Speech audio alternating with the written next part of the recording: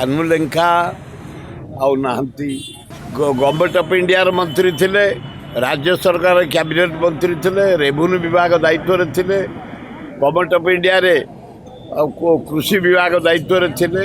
ଖୁବ୍ ଦକ୍ଷ ଲୋକ, ପିସି ସଭାପତି ଥିଲେ। ଛାତ୍ର ଅବସ୍ଥାରୁ ସେ ନେତୃତ୍ୱ ନେଇଥିଲେ, ଯୁବ ନେତୃତ୍ୱ ନେଇଥିଲେ, ବାର ବାର ମନ୍ତ୍ରୀ ହେଇଛନ୍ତି। ରାଜ୍ୟ ବିକାଶରେ ଦାନ ତାଙ୍କର ଅତୁଳନୀୟ। ମୁଁ ତାଙ୍କଠୁ ସୁବିଧା ନେଇଛି। ଜଟଣୀରେ ନୂଆ ତହସିଲ ଯେଉଁ ହେଇଛି, ଜଟଣୀ ତହସିଲ କାନୁଲେଙ୍କା ଦେଇଥିଲେ। ଜଣେ ଅତି ପ୍ରିୟ ଲୋକ ଥିଲେ, ଦକ୍ଷ ଲୋକ ଥିଲେ, ଶିକ୍ଷିତ ଲୋକ ଥିଲେ, ଭଦ୍ର ଲୋକ ଥିଲେ। ତାଙ୍କ ବିୟୋଗରେ ଆମେ ସମସ୍ତେ ମର୍ମାହତ। କଂଗ୍ରେସ ଦଳର ବିପୁଳ କ୍ଷତି ହେଇଛି, କାରଣ ସେ ପିସି ସଭାପତି ଥିଲେ, ସୁସଂଗଠକ ଥିଲେ। ଆଜି ସେ ନାହାନ୍ତି। ତାଙ୍କ ଆତ୍ମାର ସଦ୍ଗତି ହେଉ ଏବଂ ଭଗବାନ ତାଙ୍କ ପରିବାରକୁ ଶକ୍ତି ଦିଅନ୍ତୁ। ତାଙ୍କ ପିଲାମାନେ ନିଜ ଗୋଡ଼ରେ ଠିଆ ହେଉ।